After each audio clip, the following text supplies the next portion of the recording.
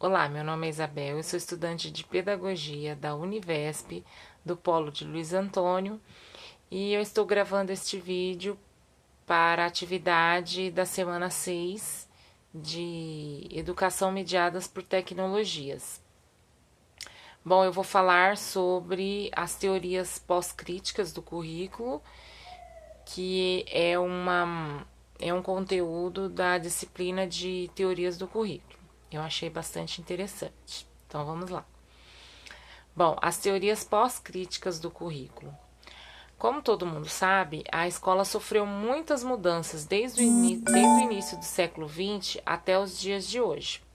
A maior delas foi a diferente forma de análise social, porque as teorias pós-críticas trabalham com uma outra ideia de cultura e de linguagem e de realidade também. Bom, o cenário que levou às teorias pós-críticas do currículo tivemos o pós-estruturalismo. Bom, o pós-estruturalismo, ele rompe com aquela ideia de que as pessoas de determinados grupos são de determinadas maneiras. Ele rompe também com a ideia de que as crianças deveriam estar em determinados períodos classificados segundo o seu desenvolvimento psicológico, motor, cognitivo, afetivo, pois as crianças podem ser muitas coisas e não são pré-operatórias. O pós-estruturalismo nos ajuda a lembrar que a sociedade não é estruturada.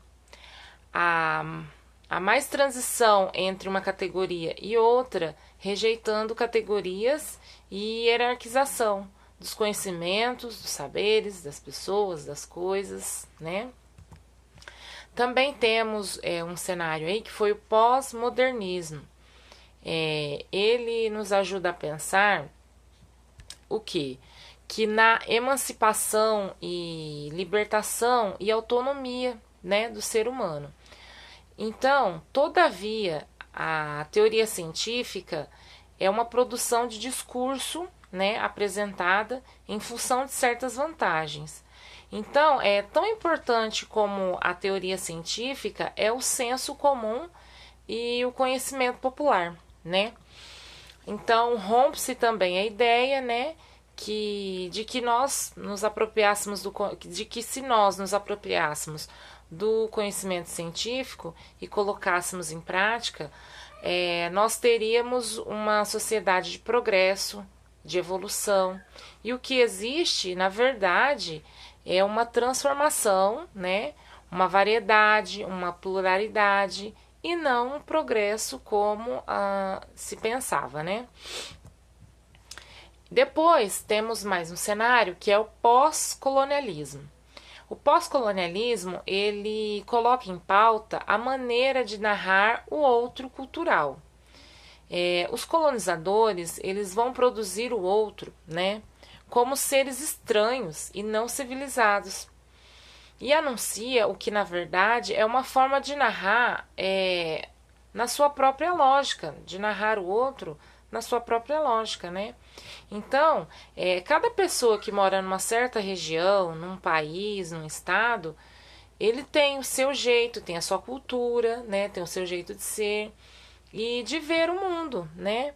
Então, se um professor de língua portuguesa trabalha com a literatura de cordel, ou até mesmo rap, ou se um professor de arte trabalha com grafite ou artesanato, o que eles estão fazendo? Na verdade, eles estão adotando uma cultura pós-colonialista, certo? Também temos aí um dos cenários, né, das teorias pós-críticas, que são os estudos culturais. Os estudos culturais discutem a luta entre a identidade, né, e a diferença a favor dos mais fracos. E também ajuda a pensar em outras atividades, né, que valorizem os saberes de outros grupos culturais, não só aqueles que eram de costume, né? Bom, depois vem o multiculturalismo, né, que é um outro cenário, que é a teoria de ensino, que nos ajuda a pensar na escola, né, a partir dos saberes que são produzidos em vários grupos sociais.